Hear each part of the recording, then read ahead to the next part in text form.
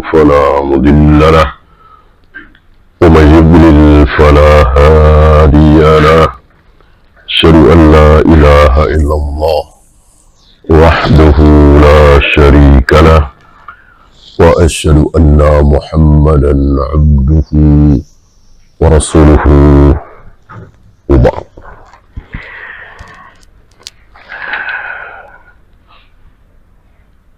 Kisah panjang tentang tukang sihir, pendeta, raja berakhir dengan ribuan manusia masuk Islam, tapi harus menjatuhkan dirinya di parit api, mati, membakar dirinya.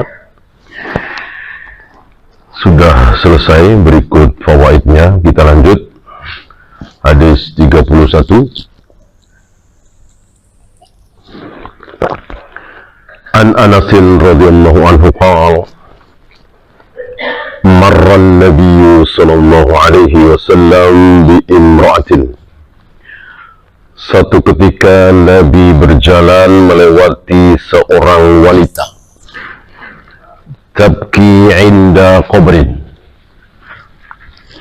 yang sedang menangis di atas kuburan, memeluk kubur anaknya. Anaknya baru saja mati. Anak ditinggalkan orang tua, ditinggal mati orang tua, sedih. Orang tua ditinggal mati anaknya, jauh lebih sedih. Berkali-kali lipat sedihnya.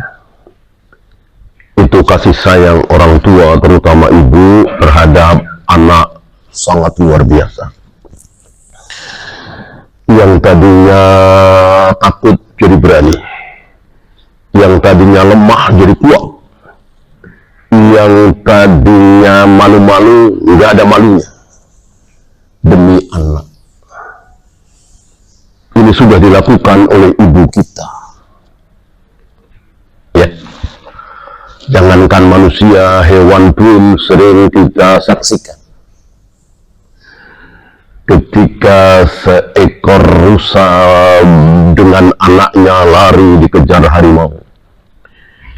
Ini si rusa ini melambatkan jalannya larinya supaya ditangkap oleh harimau agar anaknya lari selamat.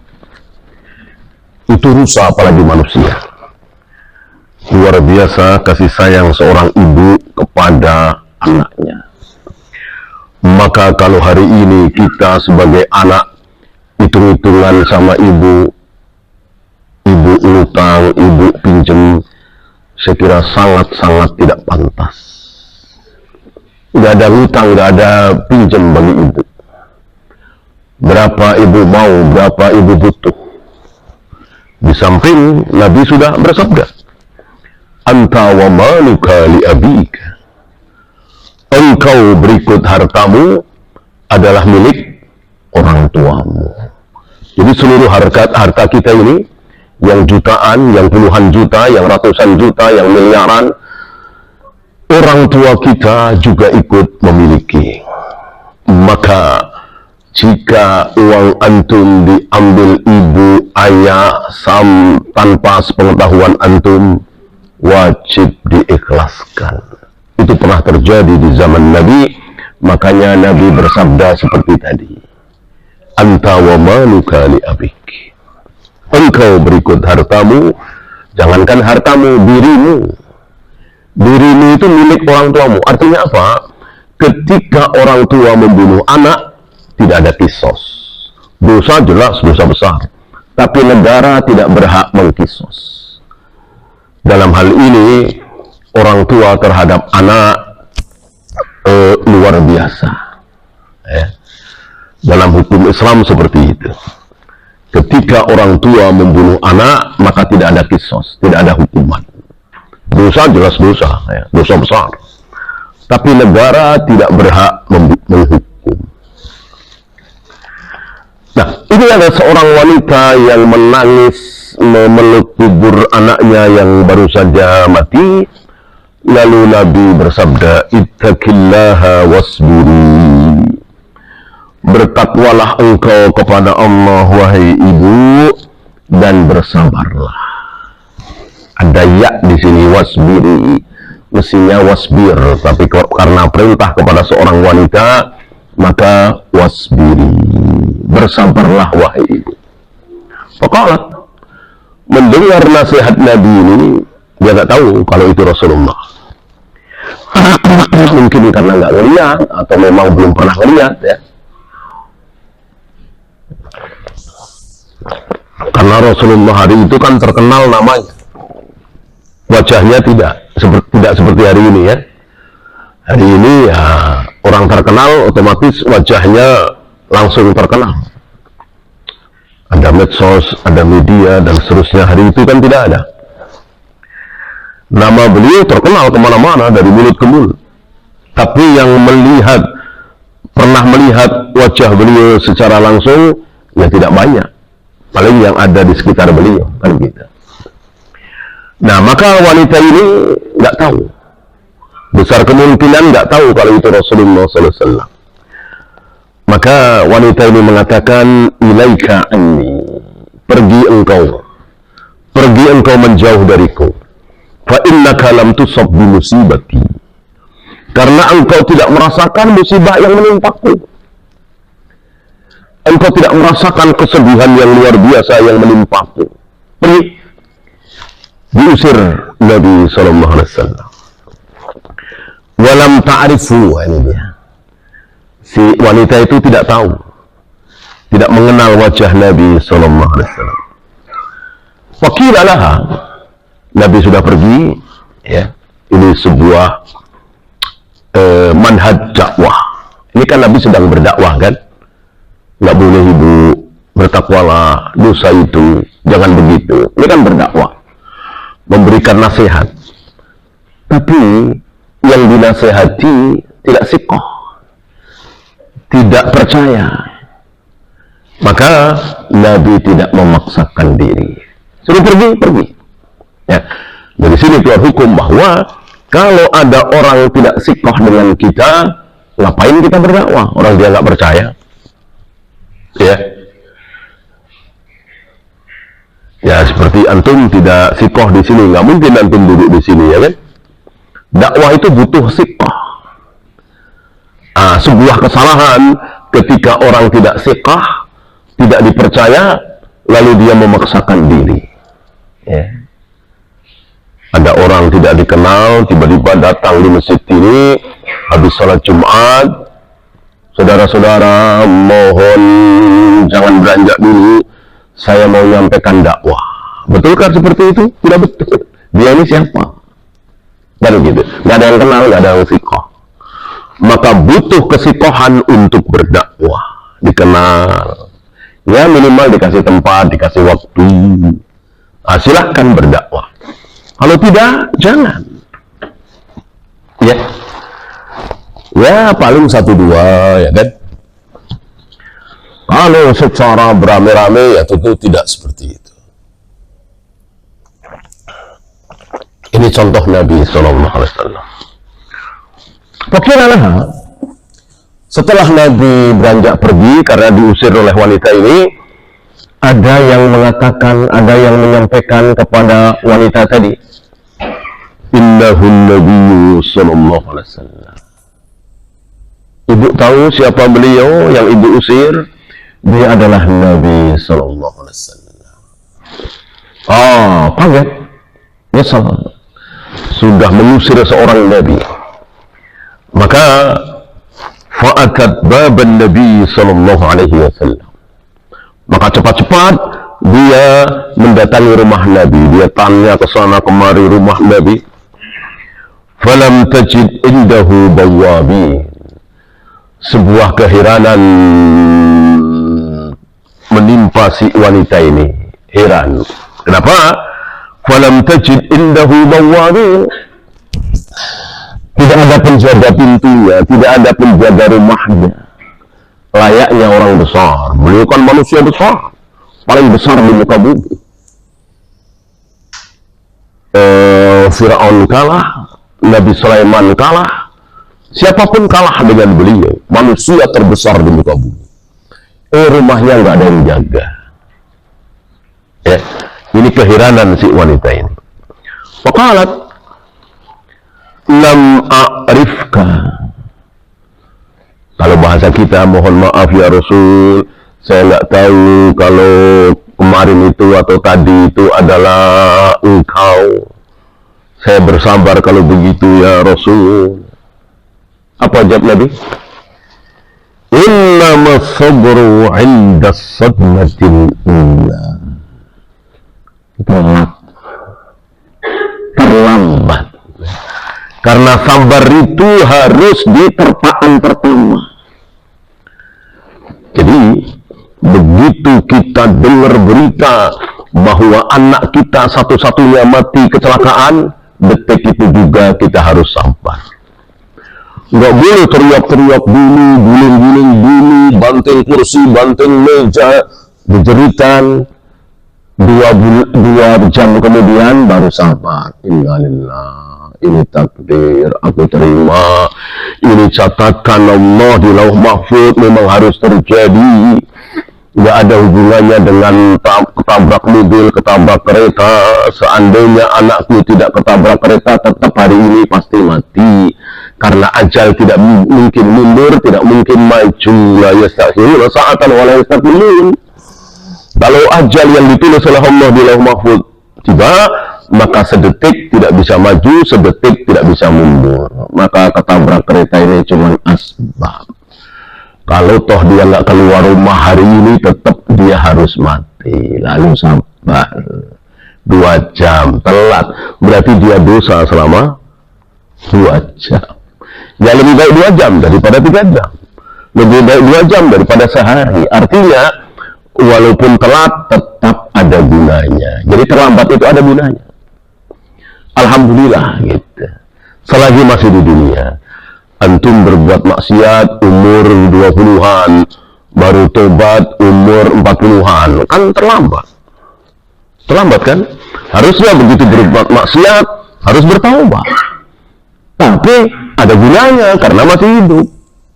Mending daripada umur 50-an baru tobat. 50-an masih mending daripada 60-an baru tobat. 60-an masih mending daripada nyawa sudah di kerongkongan baru taubat. Dan pasti kita semua akan taubat ketika gor-goroh, ketika nyawa kita sudah di kerongkongan. Gak ada dari kita yang mengatakan saya masih belum meraih cita-cita saya sebagai direktur utama misalnya, saya baru direktur keuangan misalnya, sementara nyawa sudah di kerongkongan. Gak mungkin.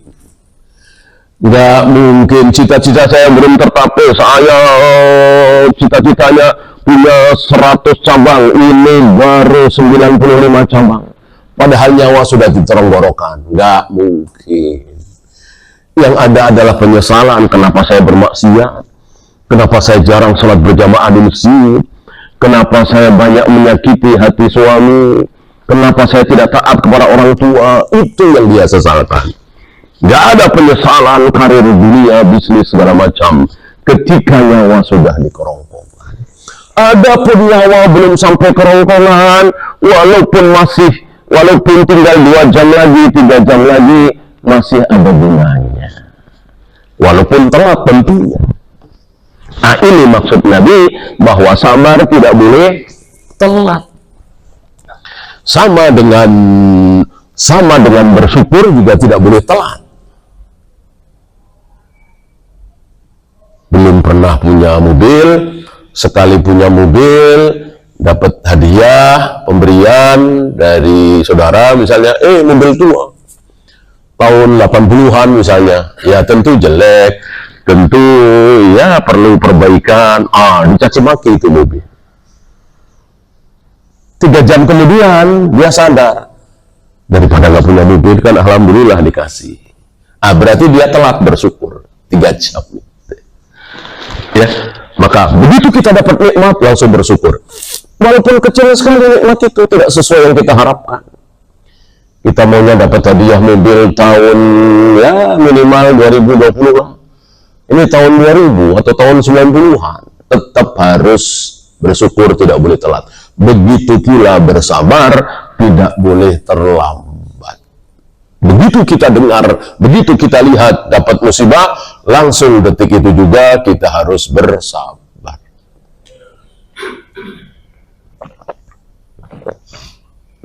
Sebab kalau bersabar boleh telat, semua orang sabar semua. Semua orang sabar semua.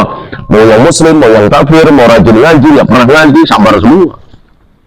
Taruhlah dia ditinggal mati oleh seluruh keluarganya dalam satu kecelakaan pesawat, kayak apa sedihnya? Kayak apa pahitnya? Oh, dia pingsan-pingsan, meronta-ronta segala macam. Tapi sebulan, 2 bulan, setahun, 5 tahun, 10 tahun, ya lupa lama-lama ya. Akhirnya dia nikah, akhirnya punya anak, punya istri, dia lupa. Kejadian 30 tahun yang lalu di mana seluruh anggota keluarganya mati dalam satu kecelakaan. Pastilah dia akan sabar 30 tahun kemudian, 40 tahun kemudian. Ya telat gitu. Maksudnya dia berdosa dulu selama beberapa tahun itu ya. Maka sekali lagi, sabar tidak boleh telat. Innamas sabru 'inda sadmatil ula. Sabar itu harus pada terpaan musibah pertama. Ya, muttafaqun alaih, hadis ini sahih, riwayat Imam Bukhari dan Muslim. Ada 1, 2, 3, 4, 5, 6, 7, 8, 9, 10, 11. 11 kesimpulan hadis dari hadis ini.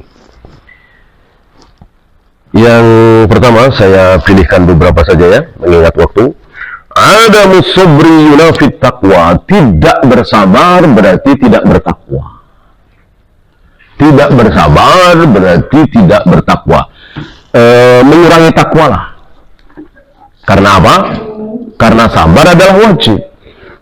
Kan takwa apa? Imtithalul awamir wajtinabun nawahi. Melaksanakan perintah Allah yang wajib, menjauhi larangan Allah yang haram. Karena sabar ini wajib, kok tidak sabar? Ya berarti tidak takwa. Karena takwa adalah melaksanakan perintah Allah yang wajib. Maka tidak sabar, sekali lagi, berarti tidak bertakwa.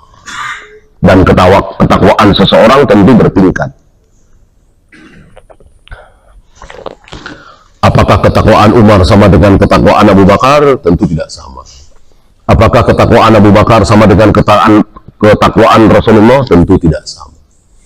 Sama-sama bertakwa, tapi kadar ketakwaannya berbeda. Begitu juga iman. Apakah iman Ali bin Abi Thalib dengan keimanan Umar sama? Tidak sama. Sama-sama beriman, iya, tingkat keimanannya tidak sama.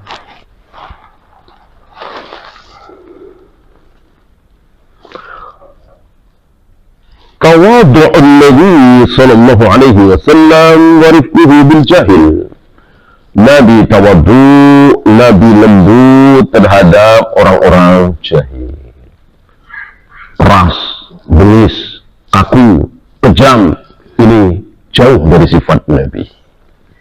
Yang ada beliau tawadhu. Ya. Beliau tidak pernah meninggikan dirinya. Ya.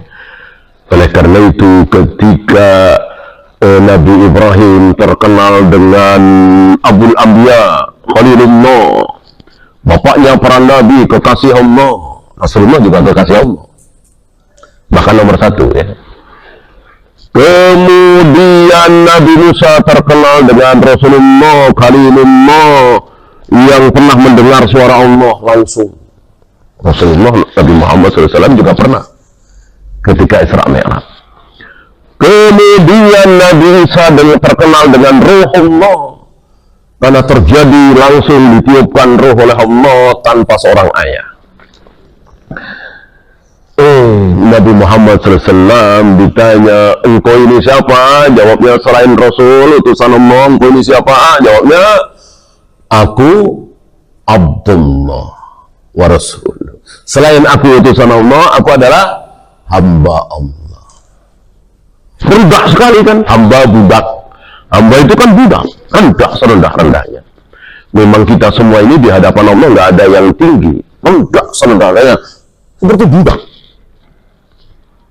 Sayang hari ini sedang tidak ada budak ya. Kalau hari ini ada budak, barangkali kita bisa sedikit berpikir ya. Betapa kita di hadapan Allah itu tidak ada harga. Ya, Allah mau matikan kita, langsung Allah masukkan ke neraka, disiksa, kecil bagi Allah. Siapa yang mau protes? Ya, betul-betul terserah Allah. Tiba-tiba Allah sesatkan kita, tiba-tiba kita masuk aliran sesat, tiba-tiba kita murtad, kecil bagi Allah. Nggak sedih Allah. Ya. Ada orang alim, ada orang bertakwa, ada orang dermawan, jujur, amanah, tapi Allah mau dia harus masuk neraka. Ya, tiba-tiba di akhir kehidupannya mati bunuh diri misalnya, atau murtad. Ini kan terjadi di muka bumi ini, nggak mustahil kan? Dan kecil bagi Allah. Nggak ada harganya kita semua. Seperti budak di hadapan tuannya kan nggak ada harganya. Saya bosan sama kamu. Besok siap-siap ya, sama jual kamu. Boleh nggak? Boleh. Emang budak itu buat dijual beli. Ya. Kamu udah nggak enak dilihat, saya jual. Tenaga kamu sudah nggak kuat, saya jual kamu. Boleh, budak. Nah, dengan adanya perbudakan kita sedikit bisa berpikir ya, betapa kita di hadapan Allah itu betul-betul budak. Nah, kata-kata budak inilah yang dipilih oleh Nabi. Aku ini budak Allah, hamba Allah, sama dengan kita semua. Ibadullah, hamba-hamba Allah, budak-budak Allah. Luar biasa tawaduknya Nabi. Nabi tidak mengatakan, akulah Nabi terakhir, akulah penghulu para Nabi, para Rasul, akulah. Walaupun memang beliau seperti itu, tapi beliau lebih memilih abduhu wa rasuluh. Maka dalam at-tahiyat kita mencontoh Nabi, Abdullah wa rasuluh, hamba Allah, utusan Allah. Inilah Nabi kita. Tawaduk, merendahkan diri serendah-rendahnya. Dengan beliau merendah, justru Allah naikkan menjadi tinggi. Akhirnya Nabi Ibrahim kalah, Nabi Musa kalah, Nabi Isa kalah, seluruh para Nabi, para Rasul kalah. Semuanya dibawa beliau. Gak ada yang sejajar dengan beliau.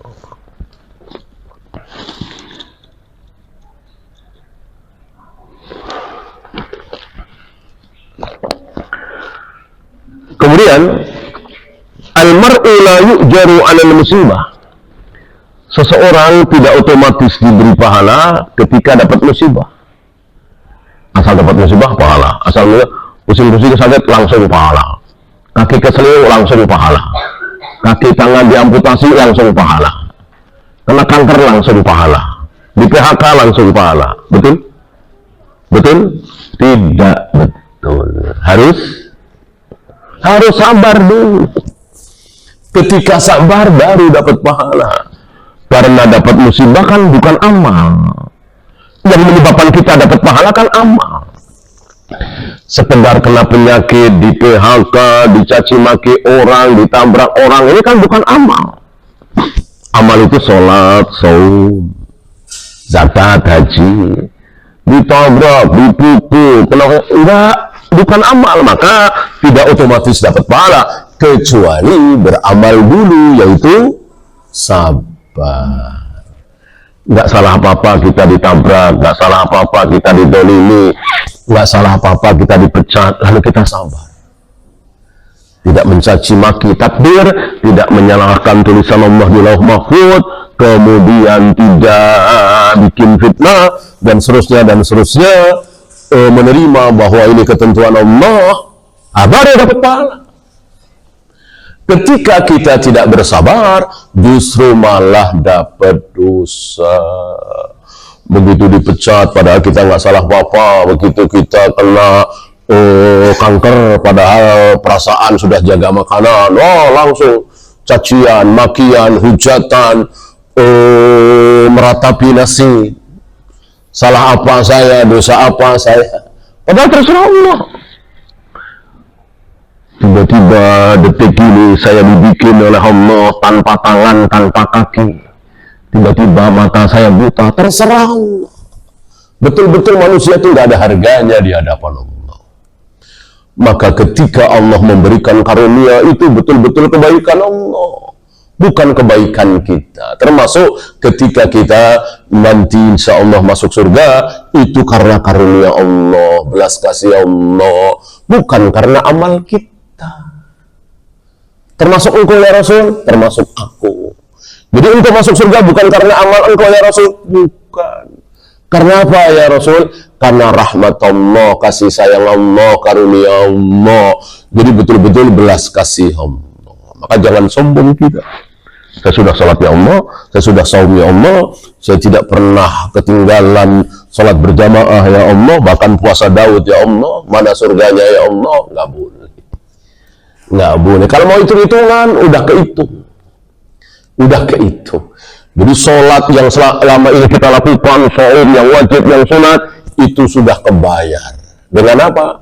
Dengan mata, dengan tangan, dengan kaki, dengan lidah. Itu nikmat yang miliaran, mungkin triliunan.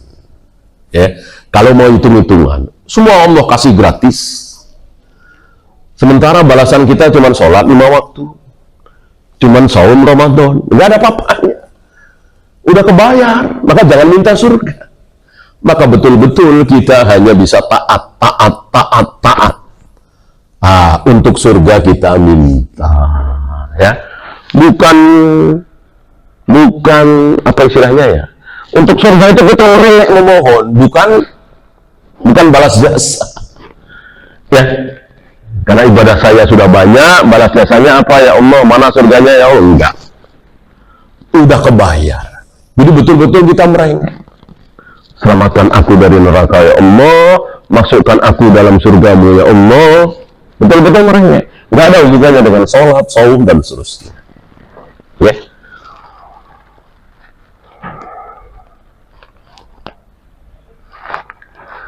Man umira bima'rufin alaihi ay yataqabbalahu biqabulin hasan. Barang siapa yang dinasihati amar ma'ruf nahi munkar, seharusnya dia langsung terima. Jangan lihat siapa yang menasihati. Mau anak kita, junior kita, murid kita, kalau memang baik, kenapa tidak didengar? Banyak dari kita gitu ya, ini sombong lah. Saya kan dosen, dia kan mahasiswa, mosok membenarkan saya kan guru, dia kan murid. Saya orang tua, dia kan anak, saya kan senior, dia junior. Mosok dia benar, saya salah. Mosok dia menasihati saya, sombong. Waktu itu pernah kita bahas kan, Nabi saja merasa kecil, merasa rendah ketika mengomentari kisah Nabi Yusuf. Ketika Nabi Yusuf di penjara, lalu dipersilahkan keluar dari penjara, Nabi Yusuf tidak mau dengan mengatakan, fas'alul lati qata'na ma balu niswatil lati qata'na aydiyahunna. Tanyakan dulu kepada wanita-wanita yang memotong tangannya itu. Aku masuk penjara karena fitnah mereka. Enggak mau. Di sini Nabi Muhammad SAW merasa rendah. Betapa hebatnya Nabi Yusuf, disuruh keluar dari penjara, tidak mau. Seandainya aku yang di penjara disuruh keluar, pasti aku mau. Kan di penjara nggak enak. Betapa kuatnya Nabi Yusuf, dipuji oleh beliau. Tidak merasa tinggi dari Nabi Yusuf, padahal beliau derajatnya jauh di atas Nabi Yusuf. Ya, sepertinya Nabi Yusuf Nabi, tapi bukan Rasul. Bahkan ulul azmi juga bukan, Khalilullah apalagi. Sementara Nabi Muhammad SAW, Nabi juga, Rasul juga, ulul azmi juga, bahkan Khalilullah juga. Jadi yang 124.000 belum masuk, yang 25 belum masuk, yang 313 belum masuk, yang 5 yaitu ulul azmi belum masuk, yang 2 yaitu Khalilullah beliau masuk. Bahkan yang tertinggi, 2 Khalilullah, beliau yang tertinggi. Intinya beliau manusia termulia, manusia terbesar di muka bumi ini. Tapi merasa merasa rendah di hadapan Nabi Yusuf, tidak merasa tinggi, ya.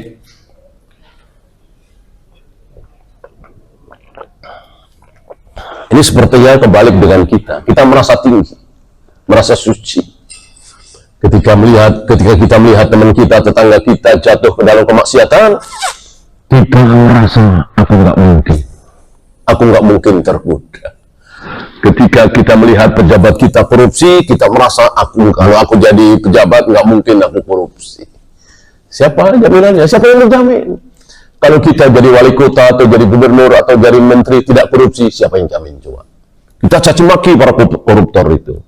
Sementara nggak ada jaminan kalau kita jadi menteri, kalau kita jadi gubernur, kita tidak korupsi, nggak ada jaminan. Ya, kan itu yang terjadi. Mahasiswa caci maki para pejabat yang korup. Ya, begitu mahasiswa ini jadi wali kota, jadi gubernur, jadi menteri, korupsi juga dicaci maki lagi oleh mahasiswa. Nah, nanti mahasiswa yang caci maki dicaci maki lagi ketika sudah jadi. Kalau begitu saja muter. Anda masih ingat bagaimana 1966 ya kan? Angkatan 66 kami kapi segala macam. Dicaci maki itu Orde Lama. Ya, lalu menjabat di tahun 80, 90-an kembali dicaci maki oleh mahasiswa. Nah, yang mencaci maki tahun 90-an, tahun 2015, 2020 jadi pejabat lagi, dicaci maki, di demo lagi oleh mahasiswa. Terus muter terus. Maka daripada seperti itu, udah mending saling mendoakan saja. Mudah-mudahan ya Allah pejabat-pejabat di negeri ini menjadi baik, pada sadar, pada jujur, pada amanah, daripada caci maki. Demo muter-muter terus, dan itu yang terjadi. Terus akan muter terus.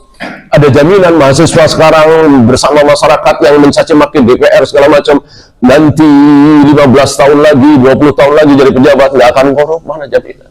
Sementara muter terus seperti itu. Ya, ini luar biasa. Nabi sudah bersabda. Sayang para mahasiswa itu nggak tahu sabda Nabi.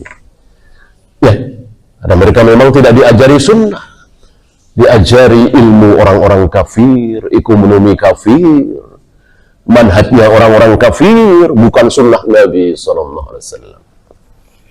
Seandainya para mahasiswa ini diajari sunnah Nabi, insya Allah akan menjadi baik, tentram, aman, tidak saling caci maki, yang ada saling mendoakan, saling menasihati.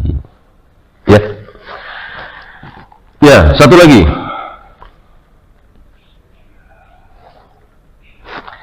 Alal hakimi wa man wallahu Allahu amran minal umuril muslimin alla yasta'sira anhum bisyai'in.